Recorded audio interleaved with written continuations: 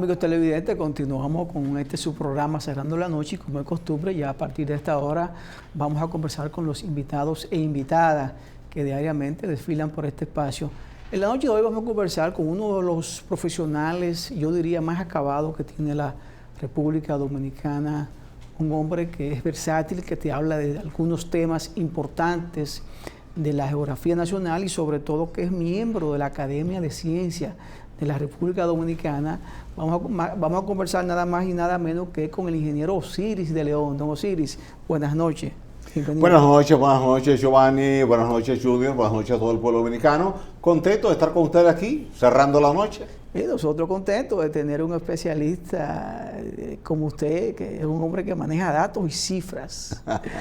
Entonces, gracias Giovanni. Hay muchos temas que hemos tocado aquí, presa, medio ambiente, cambio climático, y hay otros que también lo hemos tocado, como es el drenaje pluvial.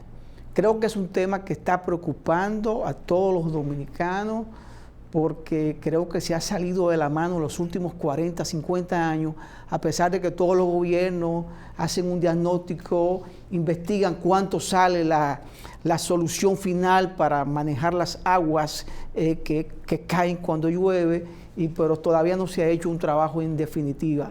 Recordemos que creo que se hizo un trabajo ahí en la Luperón, cuando la presidencia del doctor Joaquín Balaguer, pero no sabemos en qué está eso.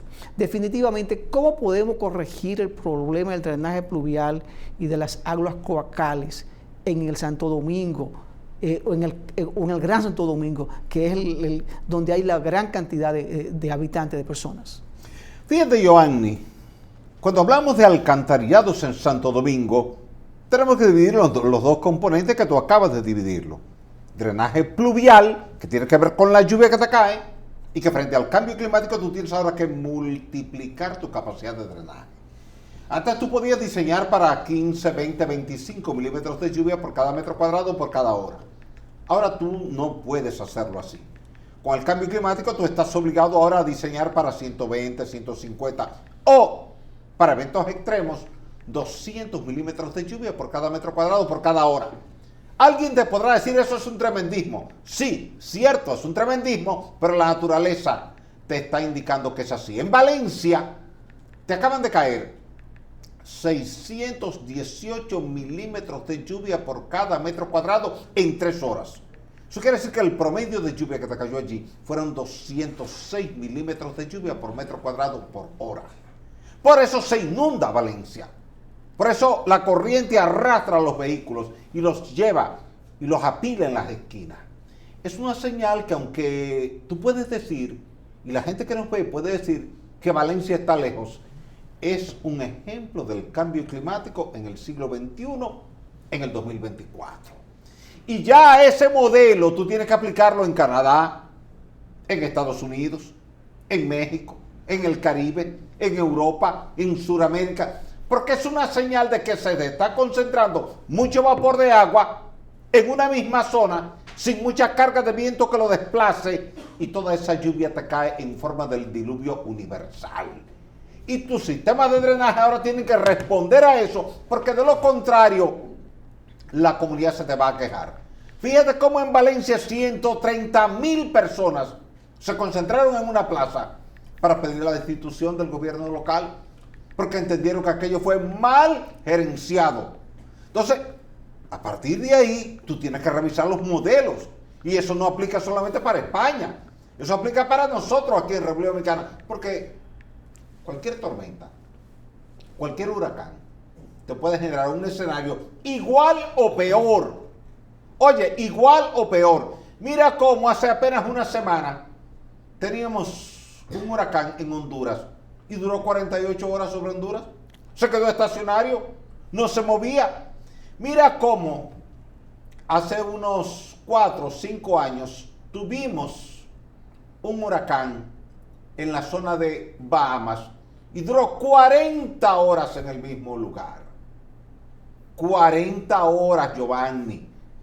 El agua subió 6 metros. Todo se inundó. ¿Viste cómo Dubái se inundó en el aeropuerto? Arabia Saudita se ha inundado. Las Vegas de Estados Unidos, que es un territorio desértico, se ha inundado. California se ha inundado. New York se ha inundado 2 veces. Una con el paso del huracán Sandy en el 2012 y otra ahora en el año 2023. ¿Qué te dice eso? Que el clima ha cambiado. Todos los gobiernos, todos, tanto el gobierno nacional como el gobierno local, tienen que planificar sus drenajes para lluvias extremas. Y una lluvia extrema puede ser del orden de 120, 150, 200 milímetros por cada metro cuadrado, por cada hora, porque ya tú no vas a tener que diseñar para un acumulado en 24 horas, sino para el acumulado crítico de una hora, que es donde se te puede inundar la ciudad, crearte un caos, morir gente ahogada o arrastrada, y de repente entonces tú no tener una respuesta como sociedad. Y ahí es donde tenemos entre todos que construir la respuesta con carácter de urgencia. Y no podemos preguntar, como tú preguntaste ahorita, ¿cuánto cuesta eso? Ya la gente no quiere, Giovanni, que le pregunten cuánto cuesta. La gente quiere que eso se haga indistintamente de cuánto cuesta. Yo creo que yo sí le he aportado un elemento capital, que es la planificación. Si hubiésemos planificado la ciudad de Santo Domingo en proyección a lo que iba a ser en el futuro, posiblemente estuviéramos menos tapones. Así Porque es. uno de los principales problemas nuestros es que nuestras calles no están preparadas para tanto tráfico. Así es. Entonces, el tema del drenaje fluvial, que tanto se ha cacareado en la República Dominicana, que tanto le pesa a los gobiernos cuando meten numeritos y hablan de miles de millones de pesos, yo pienso que es el momento idóneo para olvidarse del precio, de cuánto cuesta, sino de qué salva prevenir. Claro. Yo creo que ese es el desafío. Ese es el desafío. O sea, el desafío de los gobiernos y de la sociedad no ahora preguntar cuánto cuesta, sino hacer eso indistintamente de cuánto cueste. Mira, el que llega en estado crítico a Sedimar, a la Plaza de la Salud, no se pone a preguntarle al médico cuánto cuesta el tratamiento. Prevención. Es prevención. Entonces, aquí tenemos que cerrar los ojos y sentar en una misma mesa, gobierno nacional, gobierno local, empresariado, ciudadanos, todo el mundo, y decir, ok, vamos a hacer esto. ¿Cuánto cuesta? Mire, a nosotros no nos preocupa cuánto cuesta, esto hay que hacerlo y ya, hágalo rápido. Un compañero mío de estudios, cuando yo estaba en la universidad de mi pueblo, tuvo un accidente de tránsito y se le golpeó de una forma agravada una pierna. Inmediatamente se le tomó, se le llevó a un centro médico, el más importante de Santiago. Los médicos inmediatamente decidieron que había que proceder con una amputación y el padre dijo, un momentito, no me van a amputar esa pierna de mi hijo. No me pregunten cuánto eso va a costar, pero usted me va a dejar esa pierna funcionando bien. Y ahí está él con la pierna. ¿Te das cuenta? Los gobiernos tienen que tomar decisiones de ese tipo. El padre dijo, a mí no me importa cuánto cueste eso, pero sálvemele la pierna. Aquí la sociedad tiene que decir, a mí no me preocupa cuánto cuesta el drenaje pluvial, porque una vida cuesta más que cualquier inversión que tengamos que hacer en el drenaje. Entonces hay que drenar Santo Domingo considerando el cambio climático de hoy día. ¿Y tú crees que hay compromiso por parte de nuestras autoridades? No quiero hablar de la pasada porque ya están en el pasado. Las presentes autoridades entienden el problema que tú estás exponiéndole y la necesidad de asumirlo como parte de una política pública, porque por ejemplo tú ves el presupuesto del 25 y no hay un centavo para eso a lo mejor. Cierto, y te voy a decir por qué. Lamentablemente, y eso es una corrección que tendremos que hacer en algún momento a la administración pública, la responsabilidad del drenaje pluvial corresponde al gobierno local y no al gobierno nacional. No tiene capacidad, como dijeron. No tiene capacidad económica el gobierno local. Por tanto, el gobierno local tiene que tener la sinceridad y la altura de sentarse con el gobierno nacional. Decirle, mira, ciertamente esto me corresponde a mí, pero tú sabes que yo no tengo la capacidad económica para esto. Dame una mano, vamos a hacer una rueda de prensa de manera conjunta, donde yo plantee mis limitaciones económicas como gobierno local y tú tiendas la mano, no a mí como gobierno local, sino a la sociedad, al país, a la gente. Nadie hubiese querido que ocurriera lo que ocurrió el 18 de noviembre del 2023, pero ocurrió. Y lo que ocurrió el 4 de noviembre del 2022, pero ocurrió. Dos señales de alerta que tienen que convocarnos a todos, gobierno local y gobierno nacional, a que nos sentemos en la mesa y definir el plan. Ya no es cuánto va a costar, no, sino cuándo vamos a empezar con el plan y hacerlo indistintamente y apoyarlo más allá de que usted sea gobierno o usted sea oposición. Esto tiene que apoyarlo todo el mundo porque al final todos seremos beneficiados si se hace y seremos perjudicados si no se hace. Es así. Y yo me reí ahora porque mencionaste las dos lluvias fuertes que fueron trágicas, pero ha habido muchas lluvias que no son tan trágicas, que nos crean siempre un problema de movilidad. Cierto. Cuando se inundan. Y a veces yo me pregunto, Siri, ¿tú conoces la avenida ecológica? Claro. La que está En la zona oriental. oriental. Yo me pregunto, ¿por qué esa avenida se inunda? Digo, es una avenida alta. Digo, ¿por qué se inunda? ¿Qué es lo que nos falta en el diseño, en la supervisión? Eso es un mar de agua. Eso es un mar de agua y tú ves la altura que está esa avenida. Responderlo. Imposible. Diseño y supervisión. El diseñador nunca debe olvidarse de que el mar está del lado sur y que la ciudad va creciendo hacia el norte.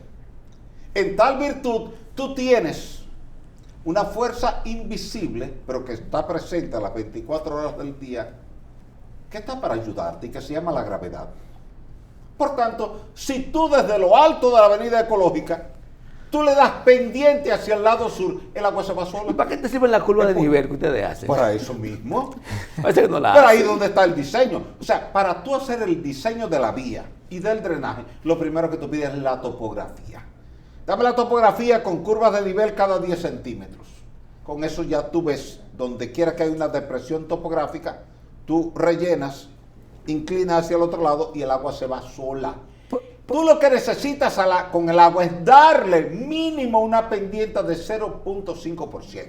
Pero eso Desde que tú le das 0.5%, ya se va. Tú no tienes que darle un 1%, ni un 2%, ni un 3% de pendiente. Con 0.5% de pendiente, que casi ni se ve a simple vista, el agua se va sola. Don Osiris, ¿por eso lo sabemos? ¿O es que quienes supervisan no se dan cuenta? ¿O es que lo omiten?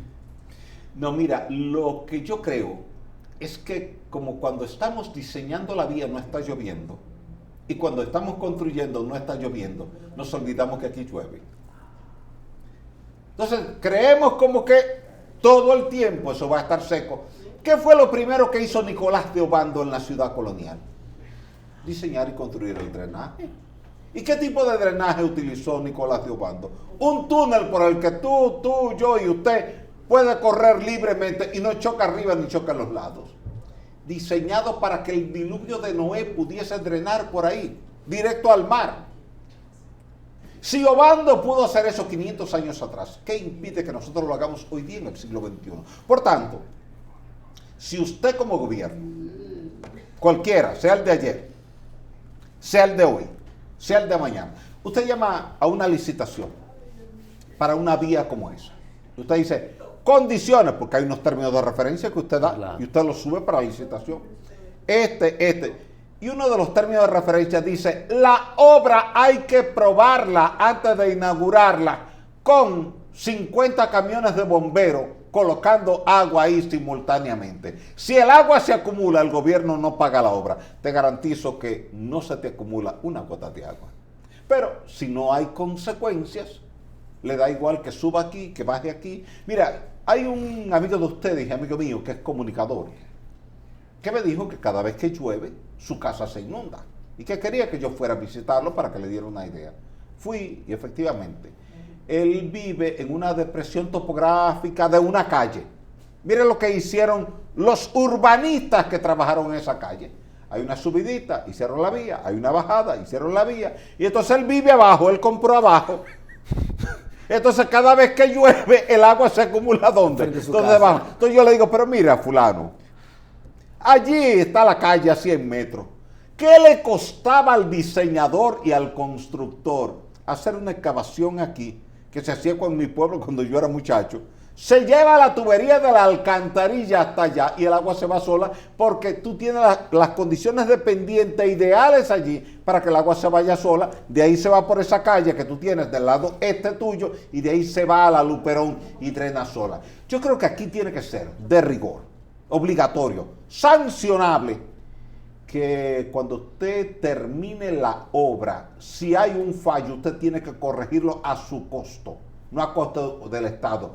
Y que la mejor prueba tiene que ser el día que llueva. Vamos a ver cómo está la vía. Se acumuló agua allí. No, mire, eso es responsabilidad suya. Corrija eso. Se acumuló agua en aquella esquina. Mire, eso es responsabilidad suya. Corrija eso. Tiene que ser así. Te voy a poner un caso. Cuando se iba a inaugurar la Laguna de las Nuñas de Cáceres, yo fui entrevistado por una emisora muy famosa aquí en el país, que siempre ha tenido una audiencia extraordinaria dentro y fuera del país. Y yo advertí de que eso era un sistema cavernoso que servía de drenaje natural para el sector de Los Prados, San Jerónimo, La Castellana, Las Lauras y parte del Millón. Y que se estaba bloqueando con hormigón. En tal virtud, cuando lloviera, el agua se iba a acumular y la calle se iba a bloquear. De inmediato llamó el encargado de Relaciones Públicas de la institución que tenía a su cargo esa obra y tuvo críticas muy ácidas en mi contra, que yo estaba siempre opinando de todo y de lo que no sabía, que esa obra estaba diseñada por expertos en hidráulica y que yo no sabía de hidráulica y que lo que yo decía no se correspondía con la realidad. No pasó una semana cuando vino el primer aguacero y en primera plana de todos los periódicos salieron todos los autos tapados hasta el techo por la inundación, porque es lógico. Si hay un sistema de drenaje natural y tú lo bloqueas, el agua va a subir porque el agua no tiene por dónde salir. O sea, cosas tan sencillas como esa, tan elementales como esa, no se tomaron en cuenta. Entonces ahí es donde está una parte importante del problema del drenaje en Santo Domingo, que no pensamos antes de diseñar hacia dónde tiene que ir el agua. Súmale que tú has construido calles, avenidas, aceras, contenes, estacionamientos y edificios. Y todo eso impermeabiliza un suelo que originalmente era altamente permeable por una alta porosidad primaria que trajo la roca caliza de origen. Entonces, si tú estás bloqueando aquí con una avenida, una calle, una acera, un contén, un estacionamiento, un edificio, dale un drenaje alternativo al agua porque va a seguir lloviendo como ha llovido siempre y ahora con el cambio climático más que antes. Qué bueno conversar con don Osiris porque es un técnico que no acusa a nadie ni pone a nadie en apuro porque simplemente se va a las reglas, a las normas y a los libros. Y eso es muy bueno. Vamos a una pausa, conversamos con don Osiris de León, ingeniero, geólogo y un hombre que sabe de estos asuntos, señores. Es un experto. Volvemos en breve. De vuelta con Cerrando la Noche, esta interesante conversación con don Osiris de León. Osiris, el sur de la República tenía cerca de 15 años esperando por una obra que se ha dicho, según su concepción, que va a resolver varios problemas. Tema vinculado al desbordamiento del río Yaque del Sur, allá en la zona baja de una parte de la provincia de Barahona y otra parte de la provincia de Bauruco, Tamayo, Vicente Noble, Uvilla, Mena, etcétera, etcétera, etcétera, que iba a resolver ese problema. Por otro lado, que iba a impactar positivamente al proceso de empuje de la producción agrícola porque se van a irrigar miles de tareas de tierra. Pero además se nos ha dicho que se va a generar energía eléctrica a partir de la presa de Montegrande. Se inauguró y la gente tiene entendido que cuando algo se inaugura debe empezar a funcionar. Y si no ocurre, entonces uno piensa en los hospitales, que te inauguran el hospital, pero no tiene cama, no tiene aire, no tiene nada. Montegrande está en una situación parecida. No exactamente, lo que pasa es que Montegrande es un proyecto muy grande. Como lo dice un proyecto que empezó antes de tú empezar en Montegrande. Te empezó con el recrecimiento de Sabanayegua. Se subió el nivel de Sabanayegua y se le construyó un vertedero nuevo en el lateral izquierdo a Sabanayegua para que fuera parte. Por eso cuando tú escuchabas a la gente decir Sabanayegua, Montegrande, ¿cómo es el asunto? ¿Eso está sobrevaluado? No, aclaré. De hecho, un prestigioso político de la República Dominicana hizo un pronunciamiento en los medios de comunicación diciendo que la obra estaba sobrevaluada. Dije, no, la obra no está sobrevaluada. Lo que pasa es que se cometió un error en el contrato. Todo se le cargó a Monte Grande y casi la mitad de ese dinero no era de Monte Grande, sino del recrecimiento de Sabanayegua y de la construcción del vertedero nuevo en Sabanayegua. Y eso debió haberse puesto por separado. Eso es como que yo le doy a Giovanni 10 platos de comida y la gente ve los 10 platos de comida y dice, Giovanni come tanto. Pero yo no estoy aclarando que un plato de comida es de él y 9 son de los camarógrafos y los coordinadores. Entonces debió haberse aclarado eso. Mira, todo ese dinero no es de Monte Grande. Lo que pasa es que se ha hecho un solo contrato con una empresa para hacer 2 tareas en 2 presas. Una construida que necesita un recrecimiento y un vertedero nuevo y un cambio de compuertas, y lo otro, construir a Monte Grande. Monte Grande ya está construido como obra de almacenamiento de agua.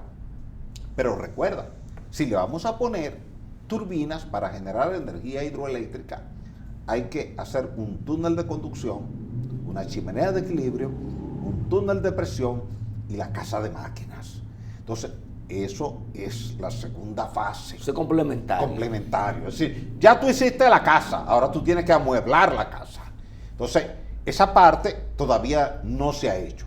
Luego, tú tienes que instalar 2 obras de toma ahí, una alta, una baja, para llevarle el agua a Barahona, Bauruco e Independencia, que es uno de los objetivos.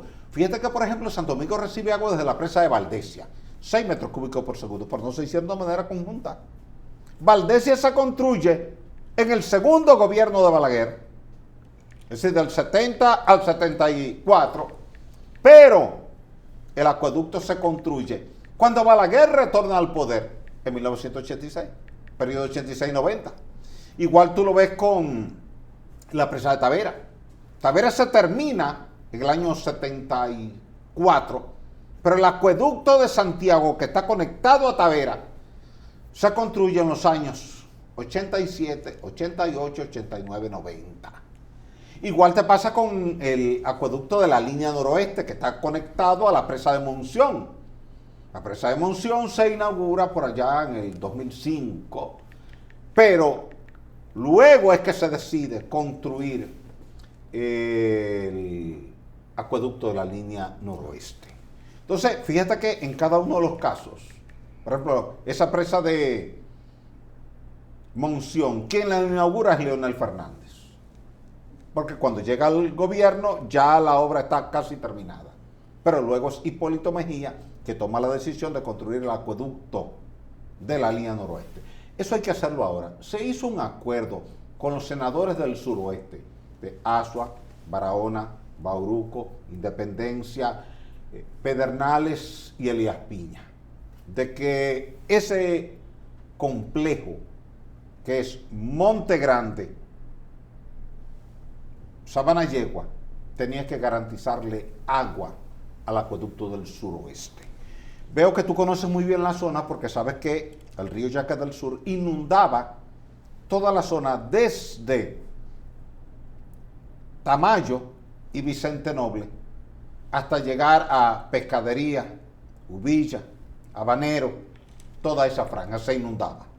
Ahora, la primera tarea ahora con Monte Grande es que no se te va a inundar esa zona.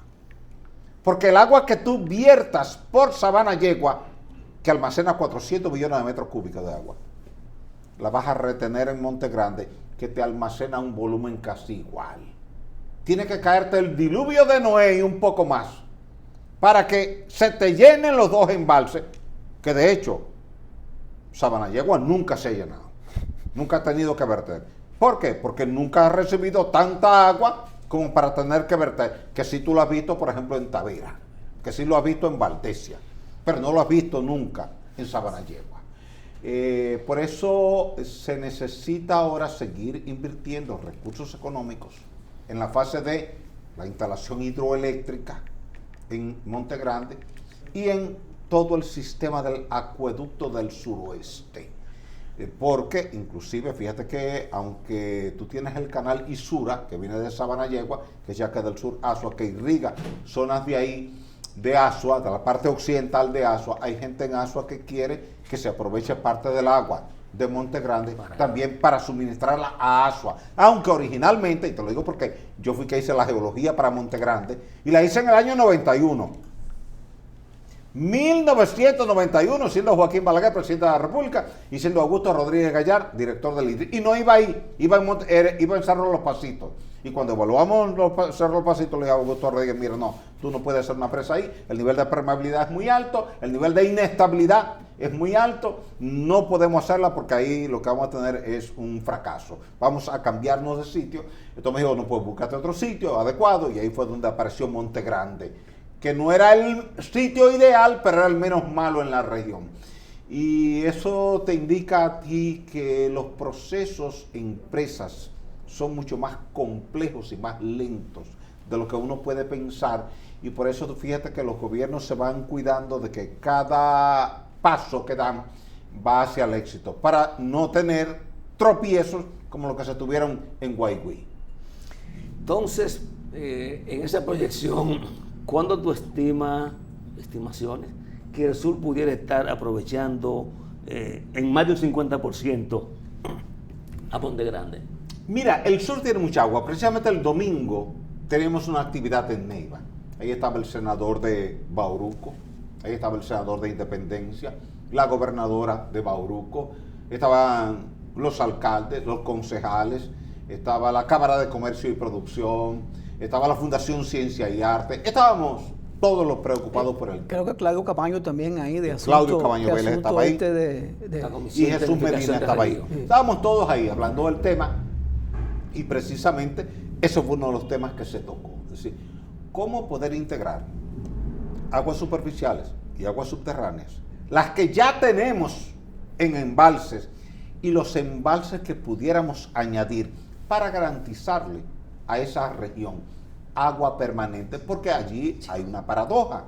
Es una región que le sobra agua, pero no tiene agua. No hay acceso a ella, es así.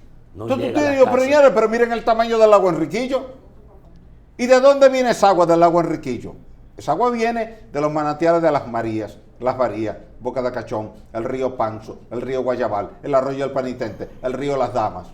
Pero no le estamos aprovechando, estamos dejando que el agua se salinice, porque desde que el agua dulce se combina con el agua salada, ya pasa a ser salada y ya tú no la puedes aprovechar. Y muchas cosas buenas que hay en el sur. Claro, o sea, tenemos, yo les mire, aquí en esta región, en Enriquillo, tenemos más agua que en el Cibao y no la estamos aprovechando. Por tanto, tenemos que aprovecharla, y qué bueno que están aquí las autoridades legislativas y gobiernos locales, más la representante del Poder Ejecutivo, que es la gobernadora, para que todos nos pongamos de acuerdo sobre un modelo de aprovechamiento óptimo de tantas fuentes de agua que tenemos ahí, comenzando con Sabanayegua y Monte Grande, siguiendo con los proyectos que tenemos en el río Panzo, en el río Las Damas, en el río Guayabal, y todo eso entonces integrarlo a un correcto plan de gestión que tiene que empezar, Junior, por la optimización.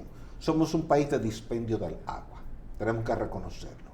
Aquí tú puedes manejar tus necesidades básicas de cada día con 125 litros de agua y te sobra. Sí, Sin embargo, cuando tú divides el volumen de agua que entra a cualquier municipio o cualquier ciudad, entre la población, te da 5 veces eso, y la mitad de la gente no tiene agua.